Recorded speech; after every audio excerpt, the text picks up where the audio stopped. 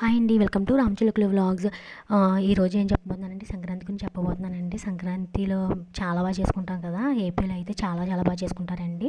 అయితే మేము చిన్నప్పటి నుంచి ఏం చేసేవాళ్ళం అంటే ఆవు పేడ కోసం ఎన్నో ఆవులు ఉంటే అన్ని ఆవుల దగ్గరికి వెళ్ళిపోయి ఊరికే పేడ గట్టని ఎత్తుకేసుకుని తెచ్చేసుకుని పెద్ద పెద్ద దండలు కట్టేద్దాము, అందరికంటే మనమే పెద్దది వేయాలి ఈ సంవత్సరం అని అనుకునేవాళ్ళమండి. పెద్ద పెద్ద రంగులు ముగ్గులు పెట్టేవాళ్ళమండి.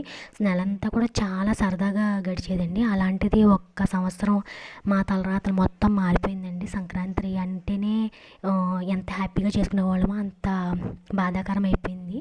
సో అందుకని మేము ఇంకా సంక్రాంతి జోలికి కూడా వెళ్ళటం మానేసాము. మనం బాగుంటేనే కదా ఏ పండుగైనా చేసుకోగలుగుతాము. సో అందుకని సంక్రాంతి పండుగే జోలికి వెళ్ళడం మానేసాము. ఇంకా అసలు ఆ సంవత్సరం బట్టలు కూడా తీసుకోమండి. సంక్రాంతి వచ్చిందంటే ఇంకా నా గుండెకాయ అయితే నా అరచేతిలో ఉంటుందండి. కొన్ని వేల రెట్లు కొట్టుకుంటుందండి. ఎందుకంటే ఎవరికైనా ఏమైనా అయిపోతుందేమో, యాక్సిడెంట్లు అయిపోతున్నాయేమో, లేకపోతే బయట ఏమన్నా బాగోలేదేమో, మన వాళ్ళు ఎలా ఉన్నారో అన్న టెన్షన్ ఎక్కువ ఉంటుందండి. దాని తగ్గట్టు కళలో కూడా ఎవరైనా చచ్చిపోయినట్టు గట్టా వస్తుంటే ఇంకా టెన్షన్ వచ్చేద్దండి నాకు. ఏంటో మరి అంత భయం పట్టేసుకుంది, అంత భయం వేసేసింది, అంతలా అయిపోయింది. సో అందుకని మేమైతే సంక్రాంతి చేసుకోము. మా అన్నయ్య ఏంటంటే చిన్నగా ఏదో వేసానన్న పేరుకి గోవు పిడకలు అయితే వేసి మంటేస్తాడు. నేను అది కూడా చేసుకోను. నేను 11ంటికి ఆ టైంకి ఎత్తానండి. సంక్రాంతి వచ్చిందంటే అసలు జరుపుకోను. అసలు మా ఇంట్లో ఎవరం కూడా సంక్రాంతి జోలికి వెళ్ళము.